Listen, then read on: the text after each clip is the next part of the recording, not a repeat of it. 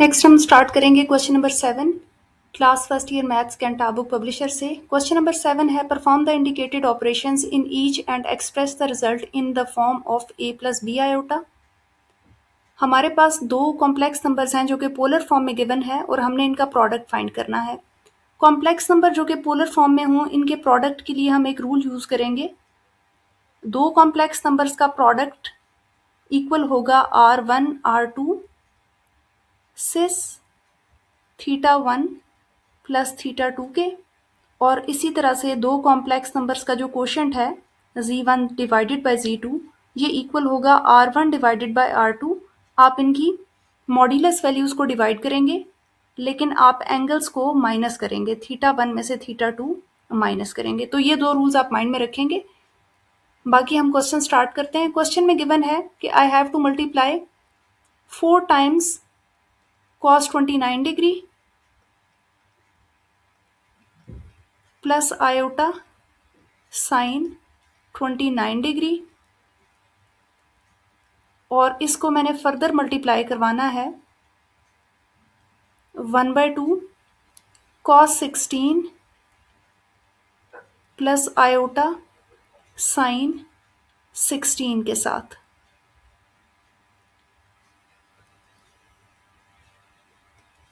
अब हमारे पास next step में जो रूल अप्लाई होगा वो है रूल नंबर 1। रूल नंबर 1 के अकॉर्डिंग मुझे इनके r की वैल्यूज को मल्टीप्लाई करवाना चाहिए। सो मैं 4 और 1/2 को मल्टीप्लाई कर पाऊंगी और कॉस और साइन सेपरेट लिखने की बजाय मैं सिस फॉर्म यूज करूंगी। एंगल्स को मुझे ऐड करवाना चाहिए, सो 29 और 16 को मैं ऐड करवा दूंगी। 16 डिग्री वाले एंगल जो हैं यहाँ पे थीटा 2 को रिप्रेजेंट कर रहे हैं और 29 डिग्री वाले जो एंगल हैं वो थीटा 1 को शो कर रहे हैं। इसी तरह ये वैल्यू हमारे पास r1 की वैल्यू है और r2 की वैल्यू हमारे पास यहाँ पे 1/2 गिवन है। 2 और 4 आपस में कैंसिल आउट होके हमें जस्ट 2 दे देंगे और यहाँ पे सिस के साथ एंगल रह जाएगा 45 डिग्री का, और आप इसको एक्सपेंड करके लिखना चाहें तो ये बन जाएगा 2 times cos 45 degree plus iota sign 45 degree. तो इस तरीके से हमने बहुत शॉर्ट से प्रोसेस में अब दो कॉम्प्लेक्स नंबर्स का प्रोडक्ट फाइंड कर लिया है।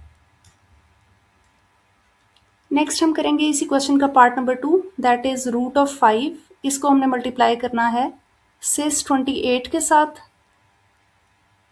ये पोलर फॉर्म में नंबर गिवन है। नेक्स्ट नंबर गिवन है रूट ऑफ 5 सिस 8, और नेक्स्ट हमारे पास नंबर गिवन है 2 टाइम्स सिस 9 डिग्री।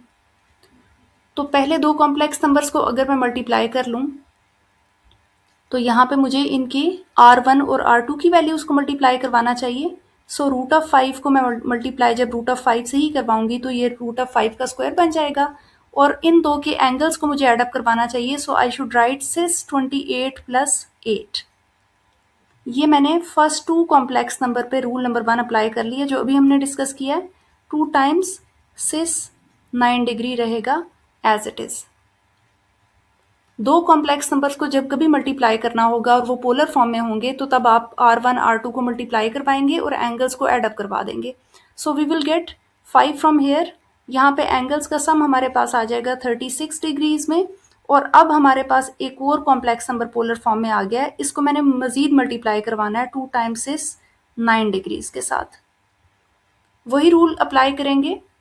r1 और r2 की वैल्यूज आपस में मल्टीप्लाई होकर 10 बन जाएंगी जबकि एंगल्स एड अप हो जाएंगे। सो मेरे पास 36 डिग्री के एंगल में 9 डिग्री का एंगल ऐड हो जाएगा, और मेरे पास जो टोटल इसका आंसर बनेगा that will be 10 cis 45 degree. और अगर आप इसको ओपन फॉर्म में लिखना चाहते हैं तो ये बनेगा 10 time cos 45 plus iota sign 45। तो इस तरह से मैंने तीन कॉम्प्लेक्स नंबर्स को मल्टीप्लाई कर लिया है। नेक्स्ट हमारे पास पार्ट नंबर 3 है इस क्वेश्चन का। इसमें दो कॉम्प्लेक्स नंबर्स डिवाइड हो रहे हैं। यहाँ पे हम कॉम्प्लेक्स नंबर्स की डिवीजन का रूल यूज करेंगे, that z1 divided by z2 is equal to r1 divided by r2। इसमें मॉड्यूलस की वैल्यूज को हम डिवाइड करेंगे लेकिन एंगल्स में हम सब्ट्रैक्शन करेंगे, थीटा 1 में से थीटा 2 को लेस करेंगे। तो सबसे पहले इनकी शॉर्ट फॉर्म यूज़ कर लेते हैं।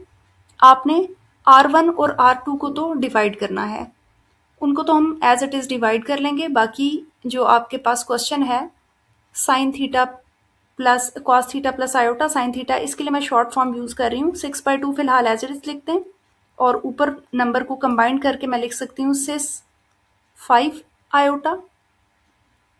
यहाँ पे ये मेरे पास 51 आयोटा था, 51 डिग्री था, सिस 51 डिग्री, और यहाँ पे मेरे पास रह जाएगा कॉस 21, यहाँ पे है कॉस 21, तो ये मेरे पास बन जाएगा सिस 21 डिग्री। ओके जी, नंबर को तो नंबर से डिवाइड करा के 3 रह जाएगा और हमारे पास जो कंबाइंड आंसर बनेगा उसमें 51 में से 21 डिग्री लेस हो जाएगा।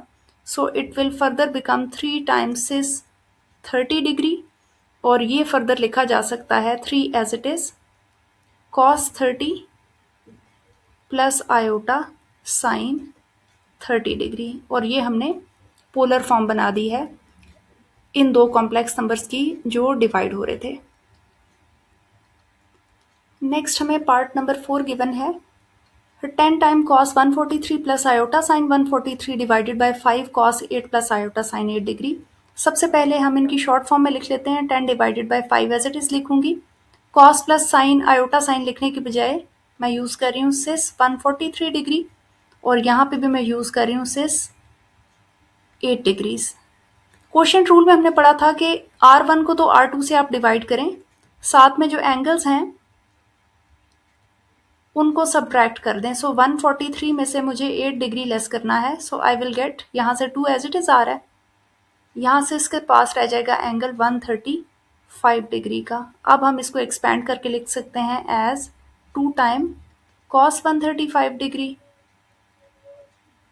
Plus iota sine of 135 degree. तो ये था हमारे पास पार्ट नंबर 4 का आंसर। नेक्स्ट हम करें इसका पार्ट नंबर 6। पार्ट नंबर 6 में गिवन है cis 180 degree multiply by 6 cis 99 divided by 3 cos 39 plus iota sine 39। तो सबसे पहले हम इनको शॉर्ट फॉर्म में लिख लेते हैं। Cis 180 degree as it is आएगा, 6 times cis 99 as it is आएगा, और डिवाइडेड बाय यहाँ पे हमारे पास जो डिनोमिनेटर है, डिनोमिनेटर में हम 3 एज इट इज़ लिखेंगे, और इन दो नंबर्स को मैं कॉस 39 डिग्री लिख सकती हूँ। अब ऊपर क्योंकि हमारे पास यहाँ पे दो कॉम्प्लेक्स नंबर्स की जो कि पोलर फॉर्म में थे मल्टीप्लिकेशन हो रही है, तो मल्टीप्लिकेशन का रूल हमने पढ़ा था कि जो आपके पास r की वैल्यू है, R1 और R2 की वैल्यूज उनको आपस में मल्टीप्लाई करवाएं। तो यहाँ हमें r की कोई वैल्यू गिवन नहीं है, सो हम 1 सपोज कर सकते हैं। तो मुझे 1 और 6 को मल्टीप्लाई करवाना चाहिए, R1 को R2 से मल्टीप्लाई करवा दिया, और एंगल्स को मुझे ऐड करना चाहिए। सो मुझे 180 और 99 को ऐड अप करना चाहिए। बाकी मेरे पास डिवीजन में 3 आ रहा है, वो एज इट इज आएगा, और सिस 39 डिग्रीज एज इट इज रहेगा। नेक्स्ट मैं 6 को 1 से मल्टीप्लाई कर लूँगी, ये 6 ही आएगा। इनका सम मेरे पास 279 डिग्रीज आ जाएगा, divided by 3 as it is आएगा, और सिस 99 एज इट इज़ आ जाएगा। अब दो कॉम्प्लेक्स नंबर जो कि पोलर फॉर्म में डिवाइड हो रहे हैं, तो डिवीजन का रूल हमने पढ़ा था कि R1 को R2 से डिवाइड कर लें, लेकिन एंगल्स का डिफरेंस आ जाएगा। सो एंगल्स में से मैं 279 में से 39 का एंगल लेस कर दूंगी, यहाँ पे 39 डिग्री था। सो मेरे पास फर्दर इसकी वैल्यू आ जाएगी 6 और 3 की कटिंग हो जाएगी 2 टाइम्स, और इनका डिफरेंस चेक कर लेते हैं। सो इनका डिफरेंस मेरे पास 240 का आ जाएगा। सो इसको हम फर्दर लिख लेंगे 2 as it is cos 240 degree plus iota sine of 240 degrees. ये हमारे इस पार्ट का आंसर है। नेक्स्ट हम करेंगे पार्ट नंबर 7। पार्ट नंबर 7 में है 15 times cos 48 plus iota sign 48, और ये डिवाइड हो रहा है 3 सिस 46 इंटू 2 सिस 32 से। सबसे पहले हम न्यूमरेटर को शॉर्ट फॉर्म में लिख सकते हैं सिस 15 सिस 48 डिग्रीज, और जो डिनोमिनेटर है उसमें मेरे पास दो कॉम्प्लेक्स नंबर जो कि पोलर फॉर्म में है मल्टीप्लाई हो रहे हैं। तो इसमें हमने रूल पढ़ा था कि R1 को R2 से मल्टीप्लाई करवा दें, जबकि एंगल्स को आपने ऐड करवाना है। सो ये मेरे पास कंबाइंड एंगल इनका बनेगा 46 प्लस 32 डिग्रीज का।